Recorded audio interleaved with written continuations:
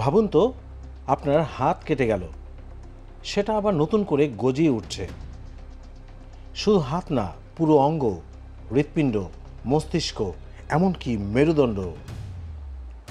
শুনতে অবিশ্বাস্য লাগছে, কিন্তু পৃথিবীতে এমন এক প্রাণী আছে যেটি সত্যি এটি করতে পারে।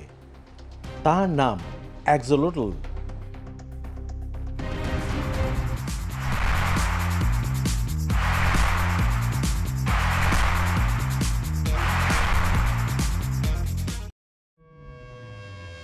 এটি ছোট্ট মজার প্রাণী, যার মাথার দুই পাশে ফুলের মতো গিলস আর সারা জীবন বাচ্চার মতো চেহারা।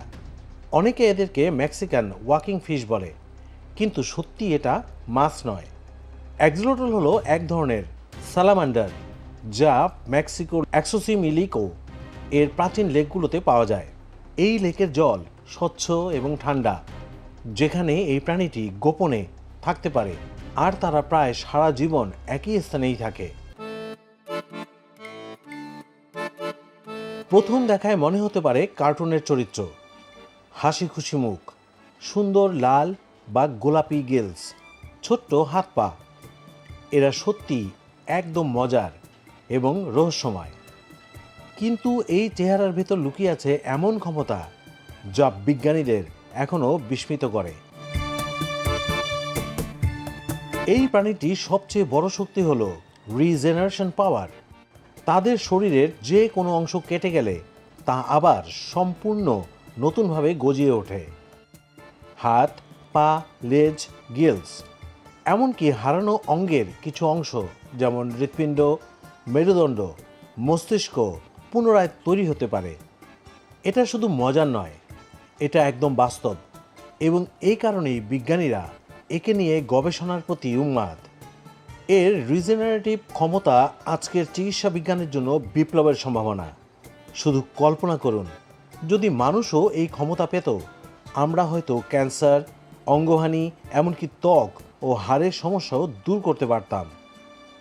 এর গবেষণা চলছে জার্মানি, ইউএসএ, জাপান সহ বিশ্বের অনেক বিশ্ববিদ্যালয় এবং ল্যাবগুলোতে। আরও অবাক করার মতো ব্যাপার হলো, অ্যাক্সোলোটল কখনো পুরোপুরি বড় হয় না। তারা সারা জীবন বাচ্চার মতো থাকে। এমনিতেই তারা লার্ভা স্টেজের বৈশিষ্ট্য বহন করে, কিন্তু প্রাপ্তবয়স্কও হয়।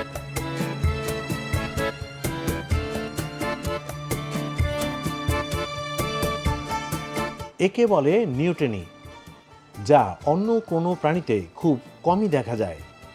তাদের শরীরের এই বৈশিষ্ট্যই তাদের রিজেনারেটিভ ক্ষমতা আরও শক্তিশালী করে। এই প্রাণীর নামটি এসেছে অ্যাক্সোলট থেকে, যিনি ছিলেন অ্যাজটেক ম্যাথোলজির দেবতা। কথিত আছে এই দেবতা নিজেকে রক্ষা করতে অ্যাক্সোলটের রূপ নেন, যা শুধু বিজ্ঞান নয়, এটি ইতিহাস ও পৌরাণিক কাহিনীরও অংশ।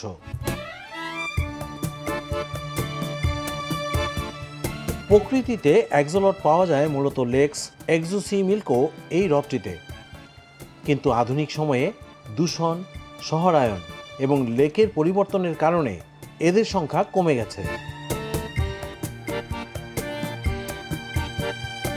বিজ্ঞানীরা এখন এদের সংরক্ষণের জন্য ক্যাপটিভিটি প্রোগ্রাম চালাচ্ছেন।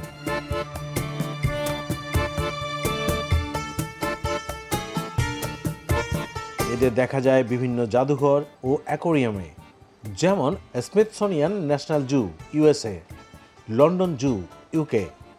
গবেষণাগারে এদের রাখা হয় রিজেনারেটিভ মেডিসিন ও বায়োলজির গবেষণার জন্য।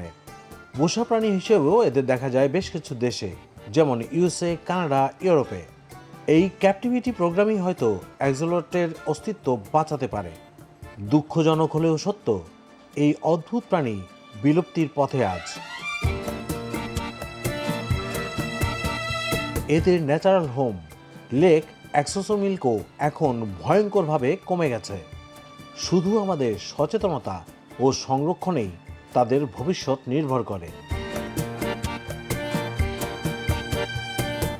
একটি ছোট্ট প্রাণী, যার শরীরে লুকানো আছে ভবিষ্যতের চিকিৎসা বিজ্ঞানের রহস্য, একই সঙ্গে ইতিহাস ও পৌরাণিক কাহিনীও। আমরা যদি একে বাঁচাতে না পারি, তাহলে হয়তো হারিয়ে ফেলব এক অমূল্য সম্পদ।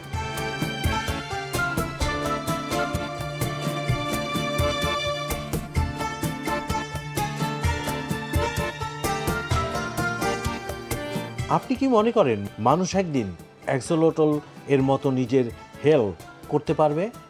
কমেন্ট করে জানান। আর এমন রহস্যময় ভিডিও পেতে সাবস্ক্রাইব করুন আমার এই চ্যানেলটি।